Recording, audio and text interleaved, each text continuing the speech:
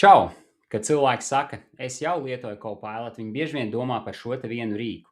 Bet patiesībā Copilot ir kas vairāk. Tas reizē ir gan tavs digitālais asistents, gan arī saskarne, kas tostarp dod tev piekļuvi veselai gūzmai šo te Microsoft Copilot iebūvēto aģentu, un kur katram no tiem ir sava loma, atbildība, kā arī specializācija. Šajā video kopā ar tevi izpētīsim, kādi tad ir šie te populārākie Copilot iebūvētie aģenti, kas jau ir pieejami un kā tu vari sākt tos izmantot ikdienā, lai ietaupītu savu laiku, paveiktu darbu daudz ātrāk un arī precīzāk. Tāpat noskaidrosim, kuri no šiem aģentiem tev ir pieejami ar standarta licenci un kur būs nepieciešams iegādāties šo te papildus licenci, ja tā izvēlēsies. Bet pirms ķeramies klāt pie aktīvas darbošanās chat vidē, pavisam īsi aicinu aplūkot, kādi tad vispār ir šie te Microsoft aģentu veidi, kas ir pieejami šajā te ekosistēmā. Un, ja nu gadījumā tu vēro manu seju un redzi to pirmo reizi, paldies, ka joprojām esi te kopā ar mani un seko līdzi. Apsolos būt maksimāli noderīgs, kā allaž vairumā no maniem video. Visas uzvednes, ko izmantosim praktiskajā daļā, atradīsi zem pirmā video komentāra. Mani sauc Artūrs, un šogad es esmu nolēmis palīdzēt tiešā veidā 10 000 cilvēku. Ceru, ka ar šādu te video palīdzību spēšu vismaz tevi iedvesmot, arī ikdienā vairāk izmantot šo te mākslīgo intelektu, neatkarīgi no tā, kādu rīku tu izvēlies. Bet par aģentu veidiem. Tātad kopumā Microsoft vidēji ir 4 šie te aģentu veidi. Pirmā no grupām ir šie te iebūvētie aģenti. Par tiem tad mēs arī šodien plašāk parunāsim. Ja nu gadījumā vēl nebija pamanījis, tad šobrīd jau šis te aģentu režīms ir pieejams arī Word, Excel, PowerPoint, Outlook un citos Microsoft rīkos. Ar to saprotot, ka tu vari caur šo te čata saskarni likt veikt darbības, kas dinamiski mainīs saturu šajos te dokumentos, ar kuriem tu strādā ikdienā. Otrā grupa ir šie te aģenti, kurus var izveidot pilnībā ik viens. Iepriekš savā YouTube kanālā esmu veidojis gana daudz šos te deklaratīvos aģentus, kā piemēram pastabalodi, tāpat arī citus, un aicinu apskatīties, ja nu gadījumā vēlies saprast, kādas idejas vai ko tu varētu sākt izmantot savā ikdienā. Tā trešā grupa ir šie te SharePoint aģenti, un katrā no SharePoint vietnēm, ja vien tev ir šī te paplašinātā licence, tu varēsi redzēt šo te zināšanu aģentu tur augšā labajā stūrī.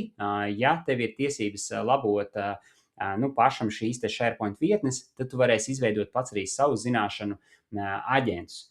Un tā beidzamā grupa, jeb tā komplicētākā aģentu grupa ir šie te advancētie aģenti, kas ir principā veidojami vai nu Copilot Studio vidē, vai Visual Studio Code, vai arī citos rīkos. Par tiem gan mēs šodien sīkāk nerunāsim, bet apsolos ierakstīt vairākus video, kā tieši veidot šos te Copilot Studio aģentus. Un kā allaž, tajā brīdī, kad mēs sākam aktīvi darboties, es tevi aicinu atvērt šo te Microsoft chat vidi, tāpatās tā varbūt tās Teams vai desktop aplikācija. Šodien mēs sāksim ar to, ka izskatīsim 4 aģentus nedaudz detalizētāk. Tur būs vairāki piemēri. Es iekopēju šīs te uzvednes video apakšā pirmajā komentārā, kā jau tika minēts, bet noteikti šie te 4 nav vienīgie, par kuriem ir vērts runāt, jo aģenti ik pa laikam tiek likti klāt gan tajā Frontier programmā, gan arī pēc tam realizēti daudzos citos šajos te Microsoft ekosistēmas rīkos. 2 no šiem aģentiem būs apskatāmi ar šo te Copilot for All, jeb standarta licenci. 2 no tiem ir nepieciešama šī paplašinātā licence. Tā kā varam vaļā šo te Copilot chat vidi un sāksim aktīvi darboties. Tas, ko es sākumā darīšu, es atvēršu vaļā šo te nepaplašināto jeb standarta licenci. To var redzēt šeit kreisajā stūrī, kā attiecīgi sistēma mani aicina paplašināt vai papildināt šo te licenci uz kaut ko labāku. Lai mēs varētu aktīvi darboties un saprast vairāk par šiem te Copilot iebūvētajiem aģentiem, mums būtu jādodas uz sadaļu Visi aģenti, aizējām uz šo te aģentu veikalu, un aģentu veikalā mēs atradīsim veselu gūzmu ar, viens ir mūsu iebūvētajiem, mūsu izveidotajiem aģentiem, un cita lieta ir tas, ko jau ir izveidojis Microsoft. Un pirmais no aģentiem, ko es aicinu tevi aplūkot, ir Idea Coach, jeb šis te ideju ģenerators, jeb treneris. Ticu, ka esi jau pamanījis, ka šeit ir arī tādas norādes kā Workflows Frontier, Planner Frontier un tā tālāk. Jāsaprot, ka lielākoties ar vienu izņēmumu, kā piemēram šeit Learning, visur, kur tu redzi jēdzienu Frontier, tas nozīmē, ka tev būs nepieciešama šī te paplašinātā Copilot licence, kas maksā $30 ASV mēnesī, bet kā minimums ir jāņem uz šo te pilno gadu. Veram vaļā Idea Coach, un ja gadījumā iepriekš nebija to lietojis, tad tev nāksies klikšķināt pievienot. Savukārt, ja to iepriekš esi aplūkojis, tad vienkārši veram vaļā. Un tagad tas, ko es aicināšu, ir iekopēt sekojošu uzvedni. Un tā uzvedne ir par to, ka es aicinu Idea Coach iedot man 5 konkrētas un praktiskas idejas, kā tas var būt noderīgs valsts un pašvaldību iestāžu darbiniekiem. Tajās kvadrātveida iekavās droši es pat ieteiktu, ka tu liec iekšā vai nu savas iestādes nosaukumu, iedod tā kā papildus kontekstu, to, ko tu vari attiecīgi tajā brīdī iedot, lai šīs te idejas vai piedāvātie risinājumi varētu būt daudz pielāgotāk tai tavai konkrētai situācijai. Un skatāmies, kāds tad attiecīgi mums šis te rezultāts top. Lieliski ķeramies pie praktisku idejas ģenerēšanas tieši Latvijas publiskajam sektoram.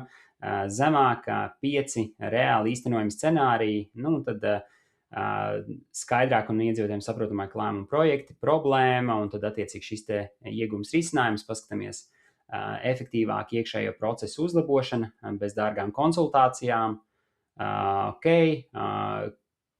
Un te būtu jēgpilnāks sanāksmes un darba grupas, labāki pakalpojumi iedzīvotājiem balstoties uz reālām vajadzībām, jauna iniciatīva, ideja sagatavošana Eiropas Savienības fondu projektiem. Viena no tādām idejām, ko es iepriekš biju dabūjis kad es biju testējis šo te attiecīgi Idea Coach, bija, ka sistēma piedāvāja šos te 10 minūšu ideju sprintus pakalpojumu uzlabošanai. Attiecīgi sanāk tā, ka šī te kolēģu grupa sanāk vienkopus un mēģina attiecīgi super īsā laikā risināt sasāpējušos jautājumus, kas varbūt attiecīgi šīs te organizācijas kontekstā. Manuprāt, fantastiski tāda praktiski pielietojama ideja. Un, protams, šis te Idea Coach ir iespējams izmantot nevis tikai, lai palūgtu šīs te idejas, kā mēs šobrīd izdarījām. To var arī mierīgi risināt jau ar konkrētiem pasākumiem. Pieņemsim, ja tu esi atbildīgs par pasākumu organizēšanu organizācijā, tu vari vaicāt pirmkārtām par to, kādas vispār varētu būt šīs te idejas, tālāk iedot šīs te idejas apspriedēji kolēģiem, kur attiecīgi kolēģi nobalso par labākajiem risinājumiem. Tu vari vaicāt, kā uzlabot šo te mikroklimatu organizācijā, kurā tu darbojies, kā nodrošināt aktīvāku darbinieku, sabiedrības iesaisti, un daudz dažādi šie te use case. Pēc būtības šo te Idea Coach vajadzētu uztvert kā tādu tavu aktīvo prāta vētras dalībnieku, kurš spēj iedot patiešām daudz un dažādu ideju. Tostarp tu vari aicināt šo te Idea Coach, lai tas mēģina skatīties, kāda tad ir šī te jaunākā pieredze, jaunākā prakse. Tā kā nevis tikai to, ko mēs šeit apskatījām, bet ļaut viņam domāt un skatīties vēl daudz plašāk. Tas ir par Idea Coach.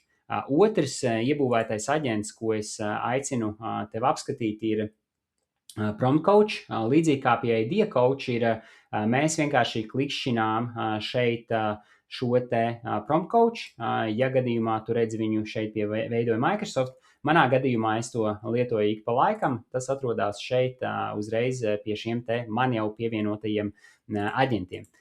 Būtiski arī atcerēties, ka, ja gadījumā tu vēlies izsaukt aģentu no jaunas tērzēšanas vides, tu vienmēr vari lietot @zīmi, un tajā pēc tu vari rakstīt šo te aģenta nosaukumu, un tas nozīmē, ka tā uzvedne, ko mēs šobrīd kopēsim jau šeit šajā laukā, būs attiecīgi jāizpilda šim te aģentam. Un mans jautājums aģentam būs sekojošs, jeb tas, ko es palūkšu. Izveido uzvedni, kas palīdz izveidot pētījumu par sociālo mēdīju aizliegumiem pasaulē un to ietekmi uz jaunatni. Skatīsimies, kas no tā sanāks, bet konceptuāli tajā brīdī, kad šis te prompt coach fonā darbojās, visas uzvednes tiek veidotas pēc šī te mekas principa, kā es esmu mēģinājis to latviski konceptualizēt, kas nozīmē, ka tur ir sekojošas lietas: mērķis, attiecīgi ekspektācijas, tur ir arī konteksts, un tur attiecīgi ir šie te avoti, ja gadījumā mēs jau zinām, uz ko mēs vēlamies balstīties. Secība ir mazliet citādāka. Te var redzēt mērķis, konteksts, te ir uzdevuma avoti, pierādījumi, struktūra un formāts ir šis te ekspektāciju veids. Un, ja gadījumā šim te prompt coacham uzdevums ir gana skaidrs no tā, ko tu jau esi iedevis, tas, protams, piedāvā šo te final uzvedni. Ja gadījumā tas nav gana skaidrs, nu tad tu vari, un patiesībā šis te aģents tevi aicinās un mazliet tā kā provocēs, norādīt šo te informāciju plašāk, lai šī te uzvedne var tikt sagatavota kvalitatīvāk. Un es iedošu te tādu vienu piemēru, kur es vaicāšu, lai man tiek sagatavota uzvedne šim te amata aprakstam, kas ir projekta vadītājs, un gribu, lai šis te prompt coach attiecīgi man uzdod šos te jautājumus soli pa solim, lai mēs nonākam pie šīs te gala uzvednes. Un te var redzēt, ka Copilot cenšas jau pats piedāvāt šos te dažādos, nozares, kur tas projektu vadītājs varētu darboties. Es izvēlēšos, ka tā ir valsts pārvalde, un arī es varu šeit vienkārši kopēt, es varu rakstīt, es varu pat ar balsi ierunāt, lai tas notiktu ātrāk. Ok, valsts pārvalde. Otrs jautājums, kādā līmenī šis projekta vadītāja amats paredzēts valsts pārvaldē? Es atkal izvēlēšos tikai pirmo. Es, protams, varu definēt arī savējo, ja es zinu šo te kontekstu vairāk, bet tas ir tīri, lai parādītu, kā tas viss notiekās. Un tad trešais jautājums, kāds ir galvenais šī amata mērķis organizācijā? Valsts politikas iniciatīvu īstenošana, es teiktu, lai būtu pārmaiņu vadība. Tā sacīt, skatīsimies, kas no tā sanāks. Un beigās būtu jābūt šai te gala uzvednei. Šo te gala uzvedni mēs varam attiecīgi kopēt jaunā čata logā un tikt pie šī te amata apraksta.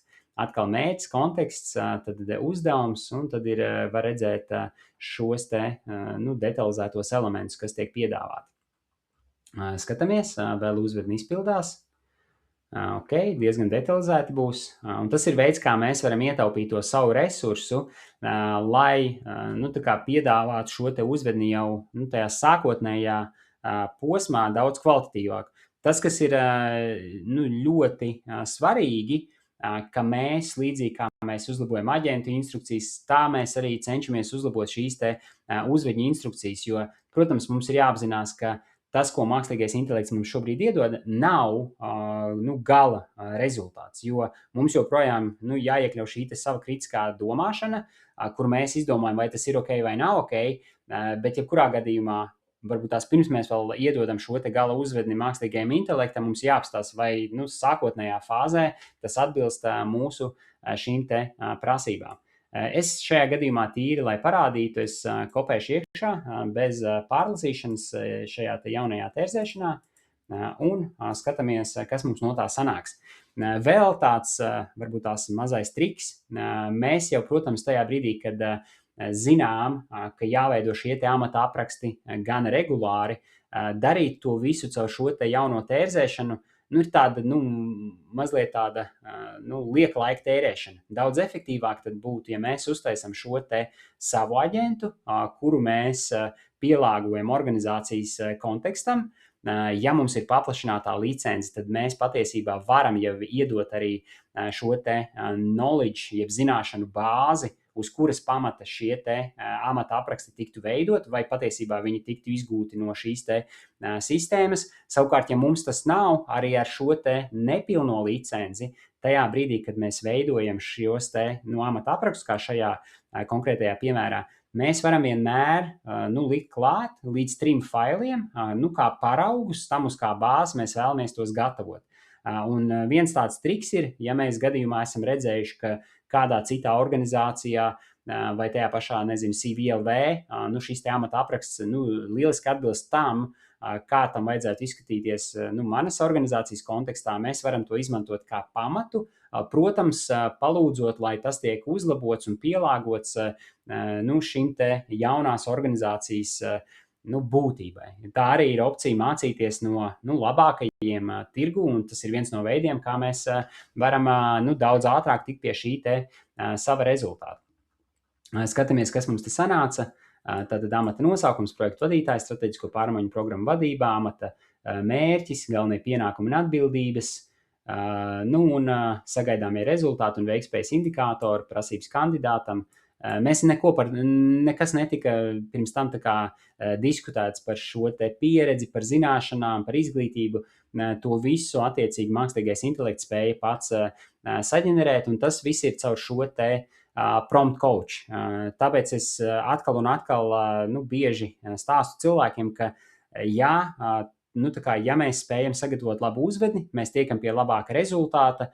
Ir jāmāk veidot šīs te uzvednes, bet ja gadījumā šajā situācijā Microsoft ekosistēmā jau ir šis te aģents, kurš palīdz tās veidot daudz labāks un efektīvāks, tas noteikti ir jāizmanto, jo tas ietaupīs jūsu laiku ikdienā, dažādu pienākumu veikšanā. Pat tad, ja jums ir jāveic, Excel failu analīzes vai jums ir jāgatavo jauns likumprojekts, tad daudz foršāk ir, ka jūs sākat caur šo te prompt coach, kur jūs mēģināt precizēt to savu uzdevumu, un tad attiecīgi caur to jūs daudz ātrāk nonāksiet pie šī te labākā gala rezultāta. Tā kā šis ir arī viens no aģentiem, kas ir pieejams ar šo te bezmaksas, jeb iekļauto Copilot for All licenci, un tagad mēs apskatīsim 2, kur gan būs nepieciešama šī te paplašinātā licence. Un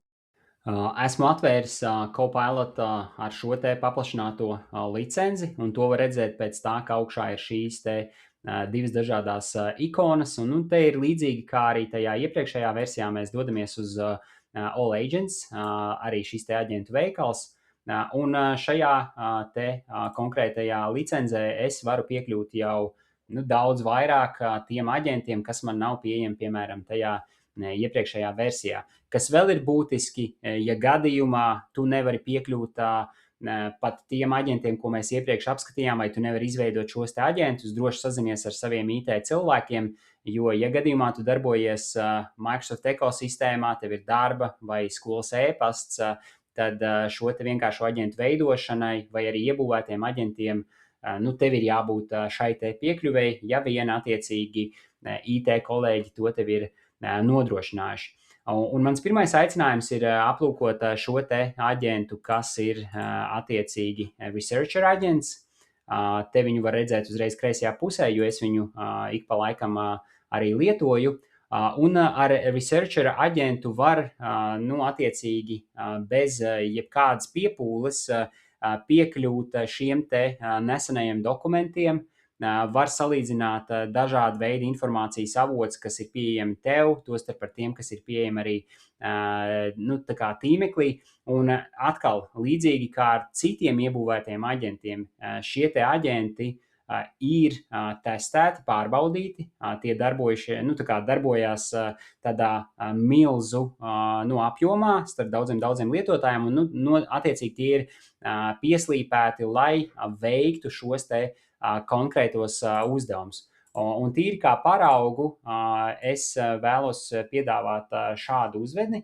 Tas ir viens no tiem tipiskajiem use caseiem, kas arī šeit centrālajā daļā ir minēts - meeting preparation.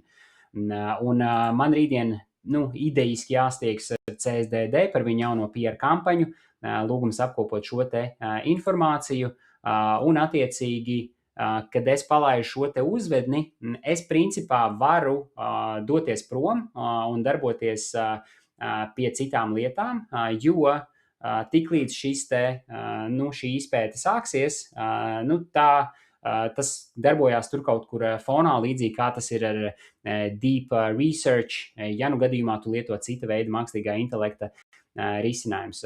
Es vienkārši teikšu long formu man vajag, uz ko likt galveno uzsvaru. Es teikšu pēdējie 3 mēneši, un attiecīgi šeit arī nav tā, ka uzreiz tu vienmēr tiec pie rezultāta, bet vēl ir jāiedod šis te papildus konteksts. Un vai izmantot tikai publiski pieejamos avotus, vai arī meklēt arī kādu ar tavu darbu uzņēmumu saistītu iekšēju kontekstu, ja tāds pastāv. Šis ir būtisks elements, jo mēs varam caur sources definēt, kur vai no kurienes tieši šai te informācija ir jāpiekļūst. Mēs varam, pieņemsim, balstīties tikai uz mūsu darba kontekstu. Iedomājamies situāciju, ja jūs ikdienā strādājat pie dažādu veidu juridisko dokumentu izstrādes, tad jūs varētu, pieņemsim, gribēt, lai kaut kāda izpēte ir balstīta tikai un vienīgi uz tiem failiem, kas ir pieejami jūsu datubāzē. Līdzīgi varētu būt arī ar kaut kādu veidu mārketinga dokumentāciju vai stratēģijām vai piedāvājumiem. Ja jūs gribētu salīdzināt tos savstarpēji, tad var attiecīgi šeit atļaut, neatļaut izmantot šos te citus resursus. Un attiecīgi tā es palaistu šo te aģentu darbībā, bet ņemot vērā, ka tas aizņem zināmu laiku, es vienkārši parādīšu kādu no šiem te rezultātiem.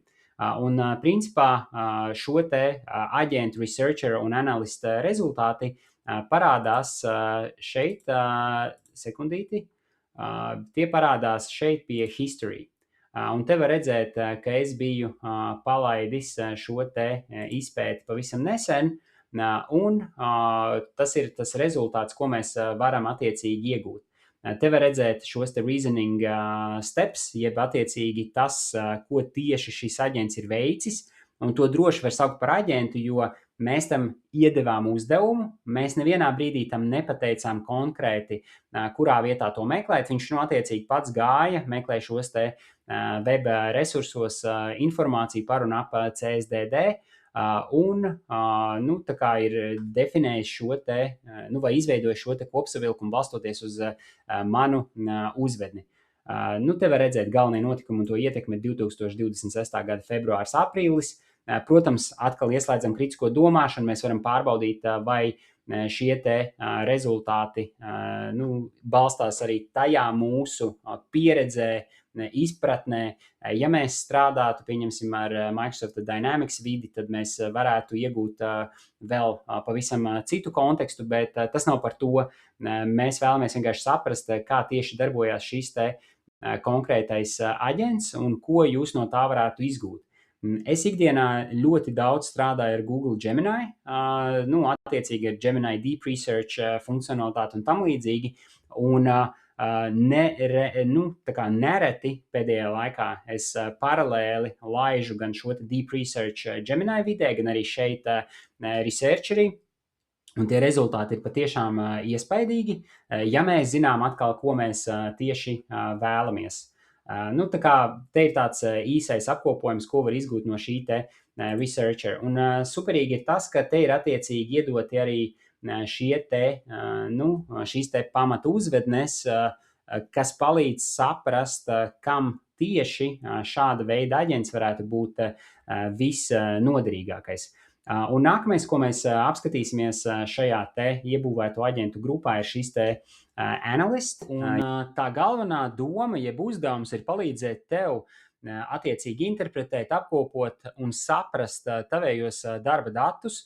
Un tā pieeja, kā tas tiek paveikts, ir izmantojot šo te natural language processing, jeb atkal tu vienkārši raksti, ko tu vēlies, un aģents mēģinās interpretēt, saprast un sniegt tev vajadzīgās atbildes. Un kā tas īsti darbojas dzīvē? Tas, kas ir būtiski, ka aģents spēj principā darboties uzreiz paralēli ar vairākiem failiem, un tas ievēro arī visas tās piekļuves tiesības, kuras tev organizācija ir definēts. Ar to saprotot, ka, ja gadījumā tu vēlētos piekļūt datiem, kur IT cilvēki tev nav nodrošinājuši šo piekļuvi, tas nebūs iespējams. Tā kā šī te drošība noteikti tiek ņemta vērā gan pie analītiķa, gan pie researcher, gan pie visiem citiem aģentiem, kurus tu attiecīgi ikdienā varētu izmantot. Un šajā brīdī es esmu definējis analītiķim veikt šādu uzdevumu, ka tam ir jāapskata šie te Madara Cosmetics 2 gadu konsolidētie finanšu pārskati, kurus es esmu paņēmis no attiecīgi publiski pieejamās informācijas Nasdaq biržā, un jāmēģina šos te datus vizualizēt. Taisnības labad gan jāsaka, ka Madara Cosmetics dati jau tāpatās ir ļoti labi vizualizēti, bet es vienkārši vēlos nodemonstrēt, kā pēc būtības darbojās šis te aģents. Un tālāk es attiecīgi spiežu palaist, un līdzīgi kā pie researcher, tagad var redzēt, kad procesā ir sākusies šī te uzvednes izpilde. Te mēs varētu likt pauzi, ļaut, lai aģents attiecīgi darbojās, bet es varētu aizņemt kādu zināmu laiku. Tāpēc tas, ko es darīšu, es parādīšu jums jau uzreiz vienu no rezultātiem, ko es paveicu iepriekš, lai jums nebūtu jāgaida. Mēs varam aplūkot, ko tad mēs īsti esam ieguvuši. Kā tika prasīts šajā te uzvednē, ir sagatavots šīs te executive summary, pavisam daži teikumi par to, kāds tad ir šīs te apgrozījuma pieaugums, ko var redzēt arī no tiem citiem datiem. Tad ir attiecīgi šis te ieņēmuma sadalījums, ir sazīmēts dažāda veida diagrammas, attiecīgi tām vajadzētu gan paskatīties, vai tas saturs atbilst patiesībai. Tas, ko es varētu teikt šobrīd vēl kā mīnus, ir, ka lejuplādējot šo te saturu, mēs iegūstam bildes, bet tad, ja tev jau ir pieejams šis te jebkurā gadījumā Copilot pilnā versija, tu vari to izmantot arī Excel dokumentos. Excel dokumentos šobrīd ir iespēja ieslēgt šo te aģenta režīmu, kas pēc būtības ir noklusētais režīms. Un arī tur tu varēsi veidot dažāda veida vizualizācijas šiem te saviem dokumentiem. Un pārējā informācija, attiecīgi tā viņa apmēram izskatās. Un vēl varbūt tās kā piemēru, es biju augšuplādējis kaut kādu laiku atpakaļ informāciju, respektīvi tādu lielu failu ar matemātikas olimpiādes datiem. Un šajā te matemātikas olimpiādē piedalījās ap 900 bērnu, un tas fails bija, principā PDF formātā.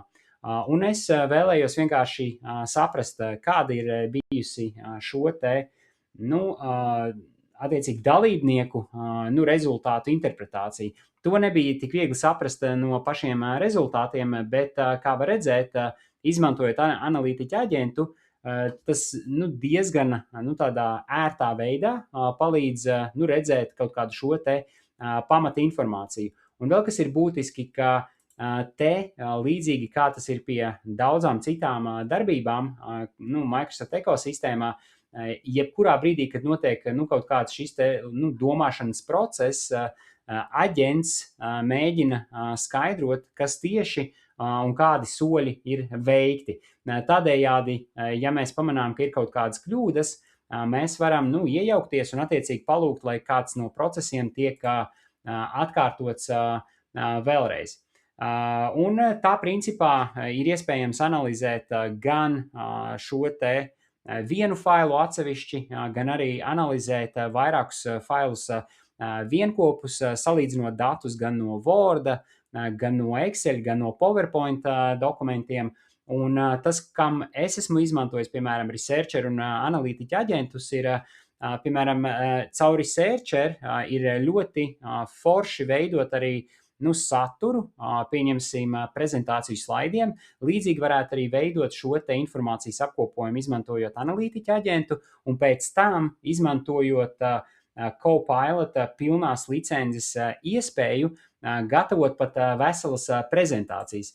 Šī noteikti varbūt tās nebūs pati labākā vai skaistākā prezentācija, kas ir tapusi izmantojot attiecīgi iebūvēto Copilot versiju, bet atkal jāsaprot, ka šī bija domāta ar domu, ka tā ir jauniešu auditorijai, un šī prezentācija tika izveidota balstoties uz researcher izpētes, tad vienkārši caur šo te iespēju file new, create with Copilot, tika radīta vesela prezentācija. Un te es neesmu mainījis pilnībā neko, visas bildes, viss ir attiecīgi veidots ar šo te PowerPoint aģenta režīmu.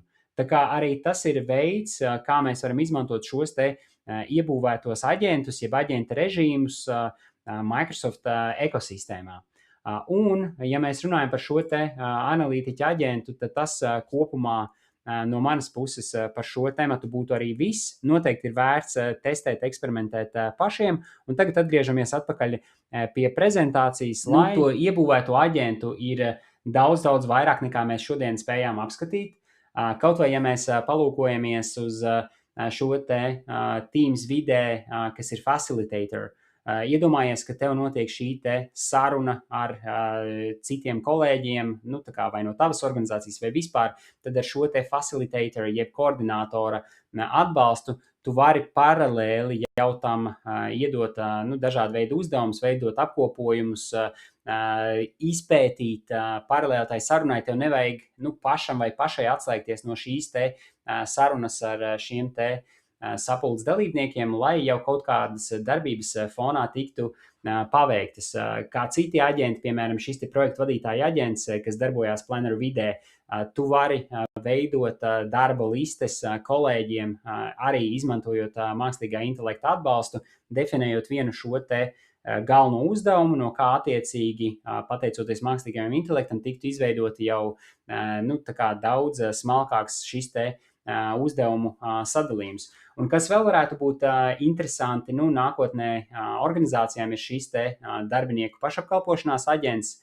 Šobrīd no manas pieredzes ir tā, ka gana daudzas organizācijas mēģina atrisināt šo te IT, HR lomas efektivizēšanu, ar to saprotot, ka organizācijas cenšas noņemt šo te atkal un atkal vienus un tos pašus jautājumus no šiem te augstu kvalificētiem speciālistiem, lai attiecīgi aģenti fonā spēja atbildēt uz šiem te biežāk uzdotajiem jautājumiem, bet šis te nosīt iebūvētais darbinieku pašapkalpošanās aģents, kurš vēl Latvijā nav pieejams, varētu vēl ātrāk nodrošināt to, ka organizācijas spēja ieviest šāda vai līdzīga aģenta funkcijas. Protams, ir šie te SharePoint aģenti, atkal tos varēs izmantot tad, ja tev ir vai paplašinātā licence, vai ja tev ir šis te pay as you go modelis iespējots organizācijai kā tādā. Un tur ir vēl vesela gūzma ar citiem iebūvētiem aģentiem, kurus mēs šodien neapskatījām, bet kurus es noteikti aicinu arī tevi tā kā apskatīt, jo īpaši, ja tev ir pieejama šī paplašinātā licence un IT cilvēki tev ir devuši iespēju eksperimentēt un skatīties, kas tad ir pieejams, kas nav. Tā kā paldies tev par uzmanību, tiešām novērtēju to un tiekamies atkal citos video. Atā!